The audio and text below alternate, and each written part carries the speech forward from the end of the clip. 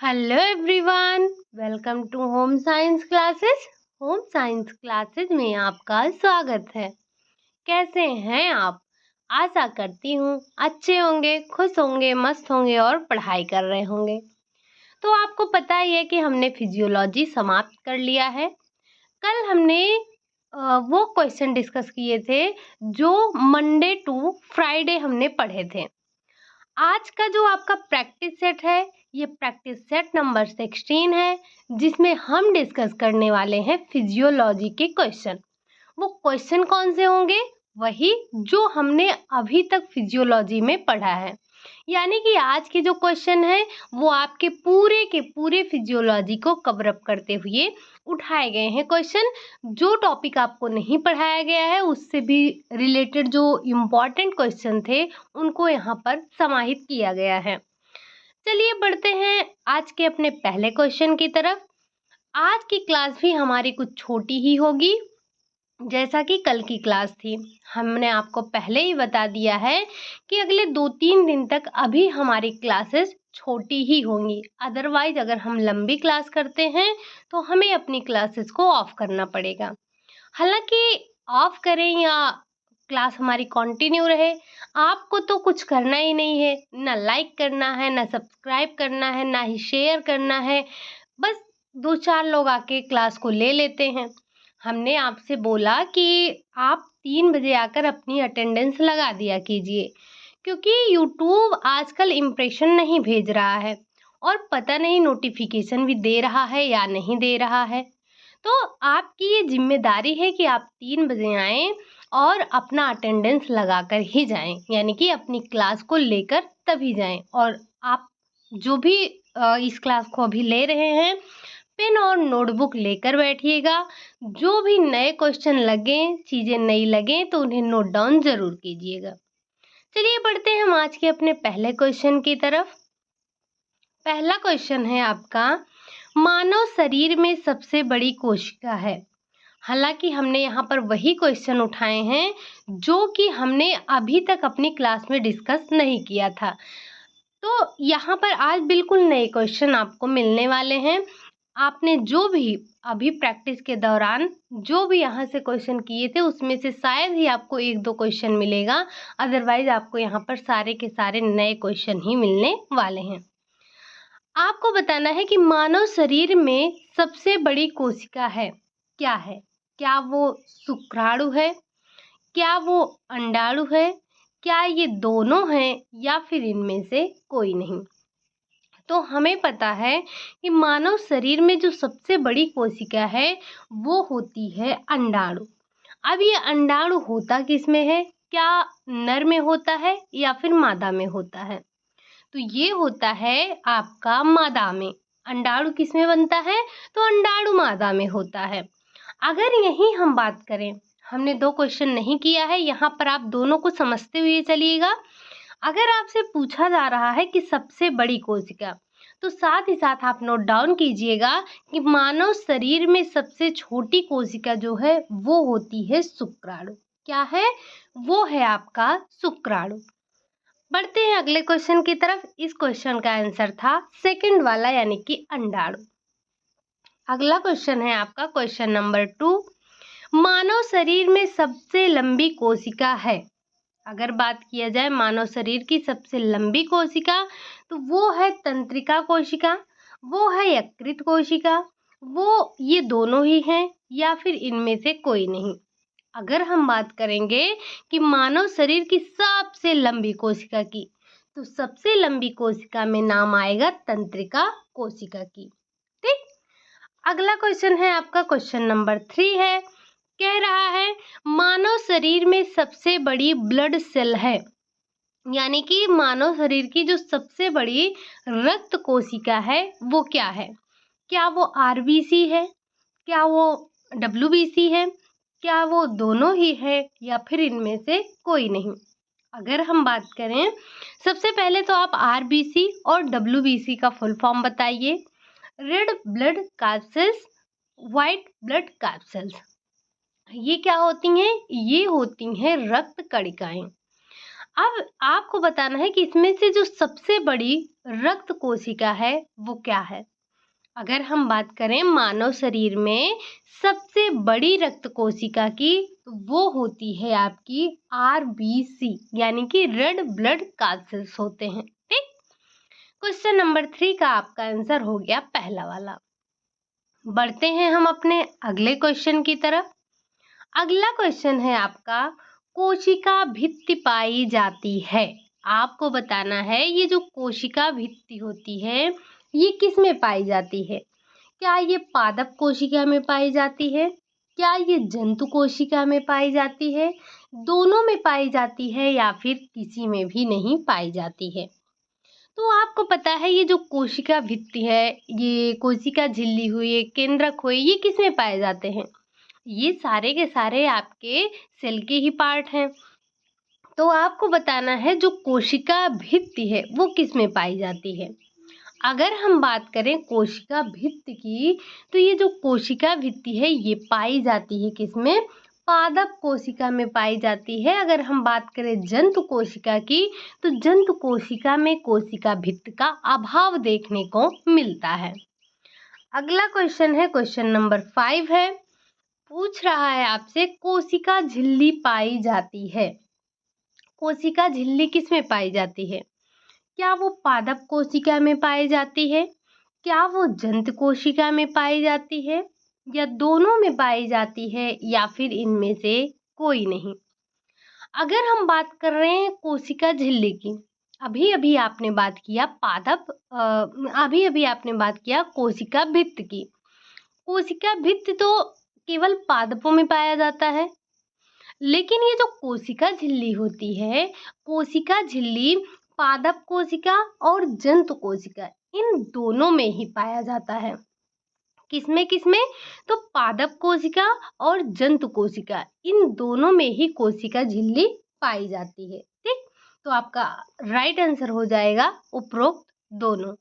अगला क्वेश्चन है आपका क्वेश्चन नंबर 6 है। अब ये आपसे अस्थियों से रिलेटेड क्वेश्चन पूछे जा रहे हैं। जब हमने अस्थि के बारे में पढ़ा था तो आपसे क्या कहा था, आपसे यही कहा था कि आपको इन अस्थियों के नाम ध्यान रखने हैं। जो एक वयस्क मनुष्य होता है उसके शरीर में कुल मिलाकर 206 हड्डियां पाई जाती हैं। अगर वहीं हम बच्चों में बात करें तो बच्चों में ये लगभग 300 के आसपास अस्थियां पाई जाती हैं। यही जो 300 अस्थियां पाई जाती हैं यही जुड़ते लास्ट में 206 अस्थियां बचती हैं। तो उन 206 अस्थियों का नाम आपको ध्यान रखना है, जो कि हमने अपनी क्लास में डिस्कस किया है। अब आपको बताना है यहाँ पर जो आपसे पूछा जा रहा है, चेहरे की सबसे बड़ी व घूम सकने वाली अस्थि कौन सी है। ध्यान रखिएगा यहाँ पर बात किया जा रहा है चेहरे की। अगर हम आपसे पूछें कि चेहरे की सबसे बड़ी और घूम सकने वाली अस्थि कौन सी है, क्या वो मैंडिबल है, क्या वो नेजल है, क्या वो वोमर है, या फिर इनमें से कोई नहीं। तो अगर हम घूम सकने वाली अस्थि की बात कर रहे हैं और चेहरे की सबसे बड़ी अस्थि की बात कर रहे हैं तो वो है आपका मैंडिबल। मैंडिबल ही ऐसी अस्थि है जो कि आपके चेहरे में सबसे बड़ी होती है और घूम सकने वाली अस्थि होती है। ठीक। अगला क्वेश्चन है, क्वेश्चन नंबर 7 है, पूछ रहा है आपसे पैर की घूम सकने वाली हड्डी है। अभी अभी आपने क्या बताया था, जो इससे पहले बताया था वो आपने बताया था चेहरे की अस्थि के बारे में, लेकिन आपको यहाँ बताना है कि पैर की जो घूम सकने वाली अस्थि है वो कौन सी है। क्या वो फीमर है, क्या वो फेबुला है, क्या वो पटेला है, या फिर वो जबड़ा है। अगर हम बात करें कि जो हमारे पैर की घूम सकने वाली अस्थि है वो होती है पटेला। जबड़ा क्या होता है, तो ये जबड़ा हमारे चेहरे की सबसे मजबूत अस्थि होती है। फीमर आपको पता ही है कि ये जांघ की अस्थि होती है, सबसे लंबी अस्थि होती है, सबसे मजबूत अस्थि होती है। अब आप बताइए ये फेबुला जो है ये कहाँ की अस्थि होती है? अगला क्वेश्चन है, क्वेश्चन नंबर 8 है, हमारे शरीर में WBC यानी कि व्हाइट ब्लड सेल्स की कमी होने पर होता है। यदि आपके शरीर में WBC की कमी हो जाती है तो उसे क्या कहते हैं? क्या वो ल्यूकोपीनिया है? क्या वो ल्यूकेमिया है? दोनों हैं या फिर इनमें से कोई नहीं? तो अगर हम बात करें कि WBC की कमी होने पर क्या होता है, तो WBC की कमी होने पर ल्यूकोपीनिया होता है। अगर हम बात करें कि WBC की अधिकता से क्या होता है, तो WBC की अधिकता से ल्यूकेमिया नामक रोग होता है। क्या कहते हैं उसे? जब WBC की अधिकता हो जाती है तो उसे हम कहते हैं ल्यूकेमिया। ठीक, तो यहाँ पर आपका राइट आंसर कौन सा हो जाएगा? पहला वाला। आगे बढ़ते हैं, अगला क्वेश्चन है, क्वेश्चन नंबर 9 है, विश्व में सबसे पहले हृदय प्रत्यारोपण हुआ, यानी कि विश्व में सबसे पहला हृदय प्रत्यारोपण किसका हुआ था? क्या डॉक्टर क्रिश्चियन बर्नार्डे का हुआ था? क्या डॉक्टर वेणुगोपाल का हुआ था? या फिर दोनों का हुआ था, या इनमें से किसी का नहीं? तो यहाँ पर आप दोनों पॉइंट नोट कीजिएगा। जो विश्व में सबसे पहले हृदय प्रत्यारोपण हुआ था वो हुआ था डॉक्टर क्रिश्चियन बर्नार्डे का।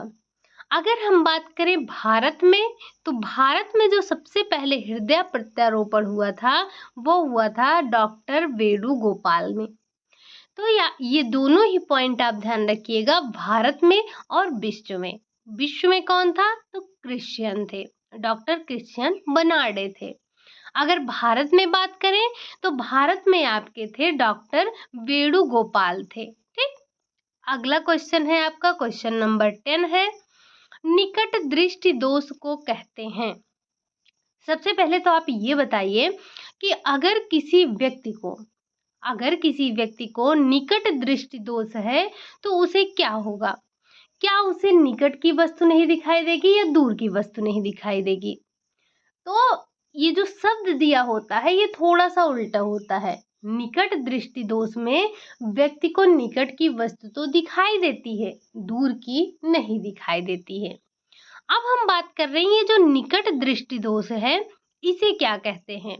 क्या इसे हम मायोपिया कहते हैं, हाइपरमेट्रोपिया कहते हैं, उपरोक्त दोनों कहते हैं, या फिर इनमें से कोई नहीं?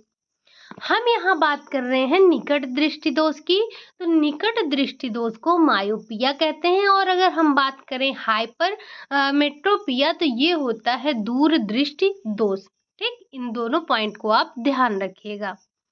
अगला क्वेश्चन है, क्वेश्चन नंबर 11 है, पूछ रहा है आपसे कि मासिक चक्र की अवधि होती है, मासिक चक्र की अवधि क्या होती है? क्या 20 से 25 दिन होती है, 28 से 30 दिन होती है, 30 से 35 दिन होती है, या फिर इनमें से कोई नहीं? अगर हम बात कर रहे हैं मासिक चक्र की अवधि की तो वो होती है 28 से 30 दिन। अगर हम बात करें पहला मासिक चक्र जब आता है तो क्या कहलाता है? तो मेनार्की कहलाता है। अंतिम मासिक चक्र जब आता है तो वो मेनोपॉज कहलाता है। प्रारंभ होने की यानी कि मासिक चक्र प्रारंभ होने की आयु क्या है? तो वो है 12 से 14 वर्ष। अगर हम बात करें ये मासिक चक्र समाप्त होने की अवधि क्या है? वो होती है 45 से 50 या फिर इसी के अराउंड आपका 48 से 50 के बीच की होती है, यानी कि 45 के बाद ही होगी ये। ठीक, बढ़ते हम अपने अगले क्वेश्चन की तरफ। ये मासिक चक्र से यही इतने 4 से 5 क्वेश्चन बनते हैं। अगला क्वेश्चन है आपका, मासिक धर्म की अधिकतम आयु है, यानी कि वही कि कितने वर्ष की आयु तक ये रहता है? क्या ये 30 से 35 वर्ष है? क्या ये 40 से 45 वर्ष है? क्या ये 48 से 50 वर्ष है, या फिर इनमें से कोई नहीं? अगर हम बात कर रहे हैं मासिक धर्म की अधिकतम आयु की तो वो होती है 48 से 50 वर्ष, जो कि अभी अभी हमने डिस्कस किया। बढ़ते हैं हम अपने अगले क्वेश्चन की तरफ। अगला क्वेश्चन है आपका क्वेश्चन नंबर 13। अंडाशय से उत्सर्जित होने वाला हार्मोन है। ये अंडाशय आपने कहाँ पढ़ा था? तो ये अंडाशय आपने पढ़ा था स्त्री जनन अंग में। आपको बताना है ये जो स्त्री जनन अंग में अंडाशय है, ये अंडाशय किस हार्मोन का उत्सर्जन करता है? क्या ये प्रोजेस्टेरॉन का करता है? क्या ये एस्ट्रोजन का करता है? या ये दोनों का ही करता है, या इनमें से कोई नहीं? तो हमने अभी सबसे लास्ट क्लास में यही चर्चा किया था। क्या? स्त्री जनन अंग के बारे में। वहाँ हमने इन दोनों ही जो हार्मोन है, इन दोनों ही हार्मोन के बारे में पढ़ा था। ये जो आपका एस्ट्रोजन हार्मोन होता है, ये आपका सेक्स हार्मोन होता है। अगर हम बात करें प्रोजेस्टेरॉन की, तो ये एक प्रकार से प्रेगनेंसी हार्मोन कहलाता है। ठीक? तो ये दोनों ही प्रकार के हार्मोन हमारे यानी कि स्त्रियों के अंडाशय से निकलते हैं। अगला क्वेश्चन है क्वेश्चन नंबर 14 है। आपसे पूछा जा रहा है कि RBC यानी कि रेड ब्लड सेल्स की असामान्य वृद्धि कहलाती है। अगर किसी मानव में RBC की वृद्धि असामान्य तरीके से हो रही है, तो ये क्या कहलाती है?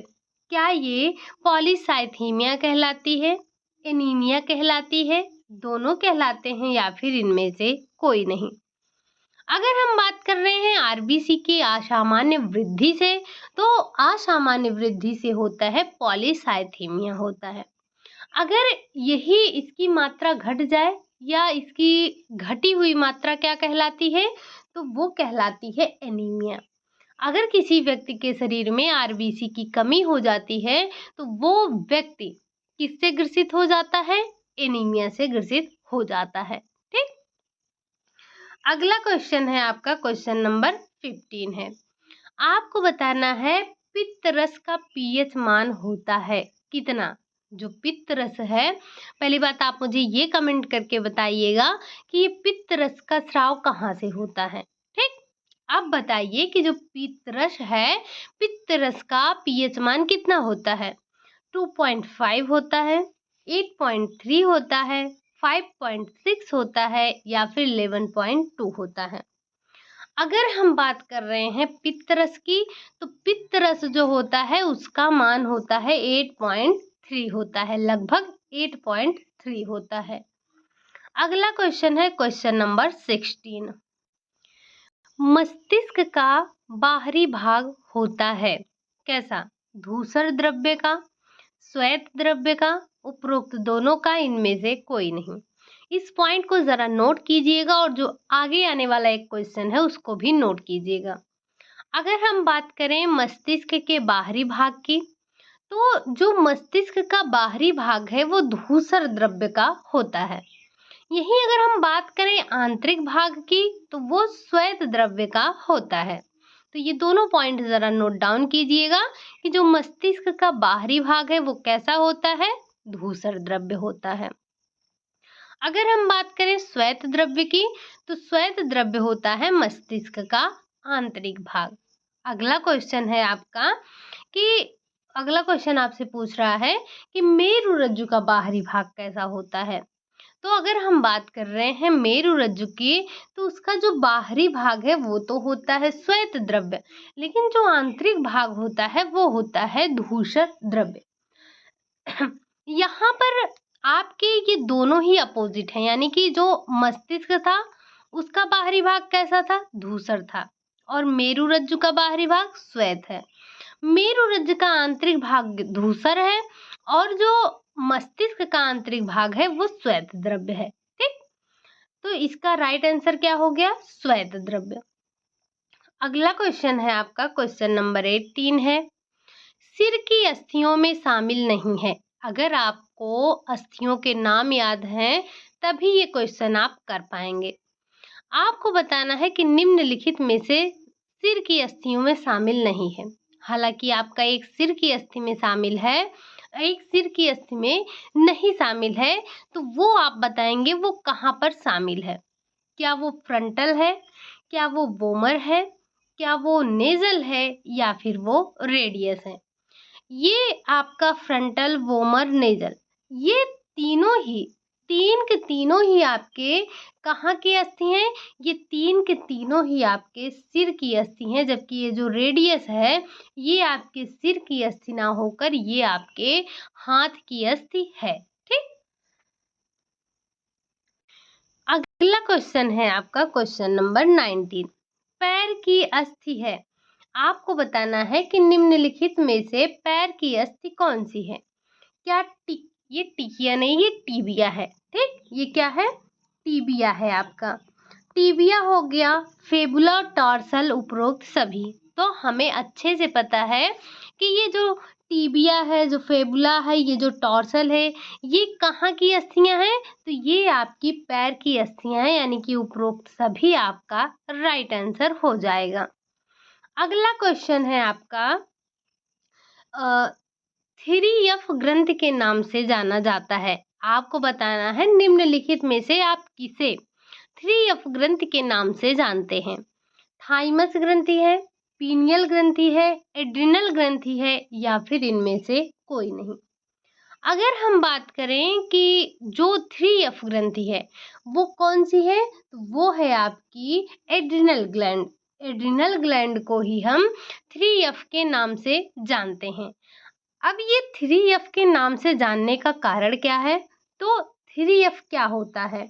इसमें 3F आपका हो जाता है, एक हो जाता है फ्लाइट, एक F से हो जाता है आपका फियर और एक F से आपका हो जाता है फाइट, यानी कि पलायन करना, भय और फाइट यानी कि लड़ना। ठीक, तो ये 3F के नाम से कौन जाना जाता है?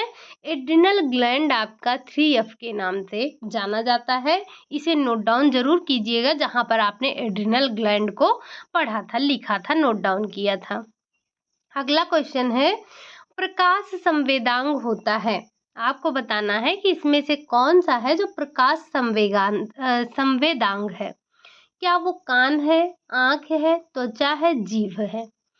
तो जीभ, ये आपका जीव नहीं, जीभ है। ठीक, तो प्रकाश संवेदांग क्या है? अगर आपको इसका आंसर नहीं समझ में आ रहा है तो वैसे भी आप समझ सकते हैं कि प्रकाश का लेन देन किससे है, तो आंख से है। ठीक, किससे है? आंख से है। अगले आपके 7 से 8 क्वेश्चन जो हैं वो संवेदांगों से मिलने वाले हैं, यानी कि आपको आंखों से रिलेटेड क्वेश्चन मिलने वाले हैं। अगला क्वेश्चन है आपका क्वेश्चन नंबर 22। आंख का बाहरी परत कहलाता है या बाहरी परत होता है, क्या होता है? सबसे बाहरी परत क्या है? क्या वो मध्य पटल है, क्या वो श्वेत पटल है, क्या वो दृष्टि पटल है या फिर इनमें से कोई नहीं? हालांकि हमने ये बहुत पहले से ही सुन रखा है कि जो आंख की सबसे बाहरी पटल होती है उसे हम श्वेत पटल के नाम से जानते हैं। क्या कहते हैं आप उसे? आप उसे श्वेत पटल कहते हैं। अगला क्वेश्चन है क्वेश्चन नंबर 23 है। आपको बताना है कि श्वेत पटल बाहर की ओर उभर कर निर्माण करता है। ये जो श्वेत पटल होता है ये बाहर की ओर उभर कर किसका निर्माण करता है? क्या रेटिना का निर्माण करता है, क्या उपतारा का निर्माण करता है, क्या कॉर्निया का निर्माण करता है या फिर इनमें से कोई नहीं? तो जो श्वेत पटल है ये बाहर की ओर उभर कर जो निर्माण करता है वो करता है कॉर्निया का। किसका करता है? कॉर्निया का करता है। यहाँ से पॉइंट को नोट करते हुए चलिएगा, ये आपके लिए इम्पोर्टेंट है। ठीक, अगला क्वेश्चन है आपका क्वेश्चन नंबर 24। लेंस का आकार होता है। आपको बताना है कि ये जो लेंस होता है, लेंस का आकार कैसा होता है? क्या ये नतोदर होता है, क्या ये समतल होता है, क्या ये उभयोत्तल होता है या फिर यह उन्नतोदर होता है? अगर हम बात करें कि जो हमारा लेंस होता है, लेंस का आकार उभयोत्तल होता है। ठीक, कैसा होता है? उभयोत्तल होता है। अगला क्वेश्चन है आपका क्वेश्चन नंबर 25। पूछ रहा है आपसे, जलीय कक्ष है, इसमें से जलीय कक्ष कौन सा है? लेंस एवं कॉर्निया के बीच का भाग। क्या जो लेंस और कॉर्निया के बीच वाला भाग है वो जलीय भाग है, या फिर जो रेटिना और लेंस के बीच वाला भाग है वो जलीय भाग है, या फिर जो मध्य पटल और रेटिना के बीच वाला भाग है वो जलीय भाग होता है, या इनमें से कोई नहीं। अगर हम बात कर रहे हैं जलीय भाग की, तो ये जो लेंस और कॉर्निया के बीच का भाग होता है ये कैसा होता है? तो ये होता है जलीय भाग। ठीक, कैसा होता है? जलीय भाग होता है। अगला क्वेश्चन है आपका क्वेश्चन नंबर 26।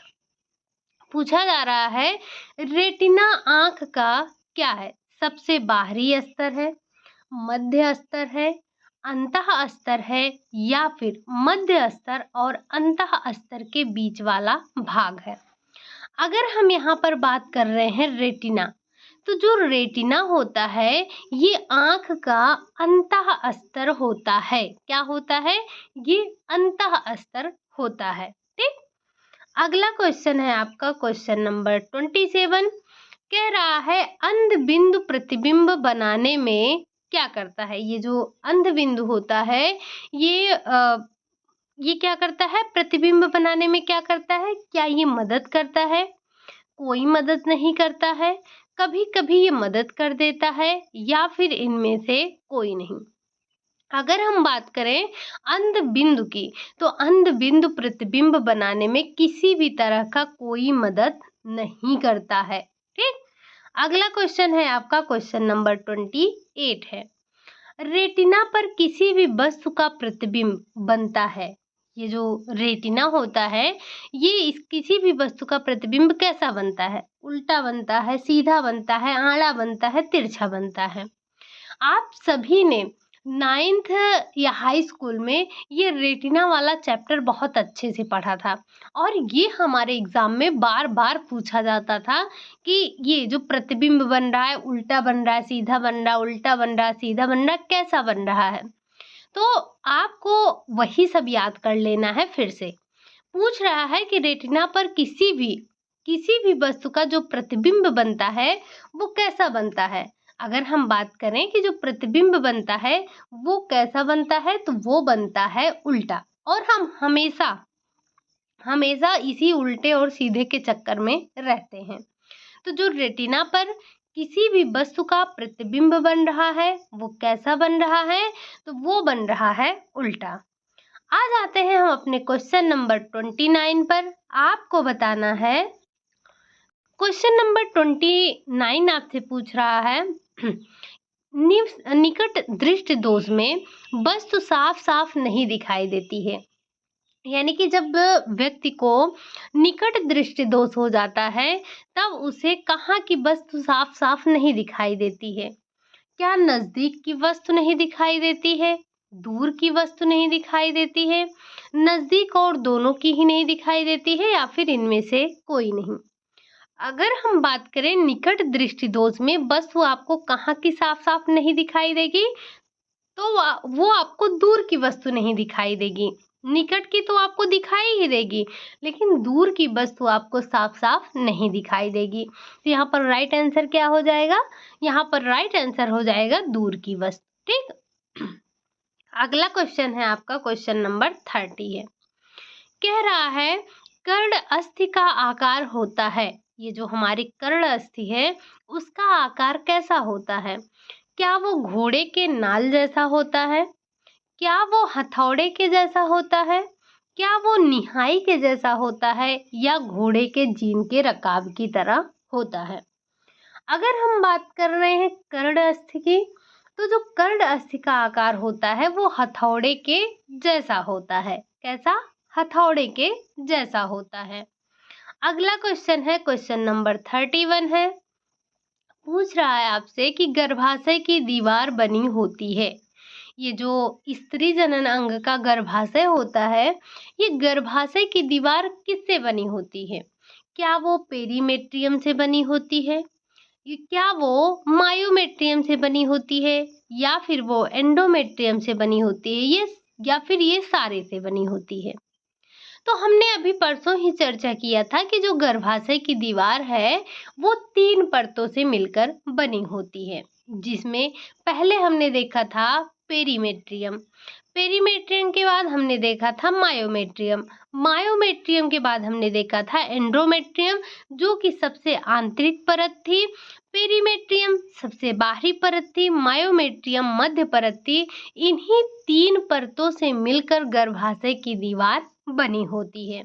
तो यहाँ पर आपका राइट आंसर हो जाएगा उपरोक्त सभी। ये तीनों परतें मिलकर ही गर्भाशय का निर्माण करते हैं या गर्भाशय की दीवारों का निर्माण करते हैं। आपको पता है ये जो गर्भाशय है, स्त्री का गर्भाशय, ये नाशपाती के आकार का होता है और कैसा होता है, और ये खोखला होता है। ठीक, अगला क्वेश्चन है आपका क्वेश्चन नंबर 32। नर शिश्न के समजात अंग मादा में पाया जाता है जिसे कहते हैं। जो नर का शिश्न होता है वो बहुत ही संवेदनशील होता है। तो आपको बताना है उसी तरह से, उसी के समान मादा में भी मादा में भी क्या पाया जाता है, उसी समान अंग पाया जाता है जो कि बहुत ही संवेदनशील होता है। आपको बताना है उसका नाम क्या है। क्या वो अंडाणु है, क्या वो आमाशय है, क्या वो भग शिश्न है या फिर वो ग्रीवा है।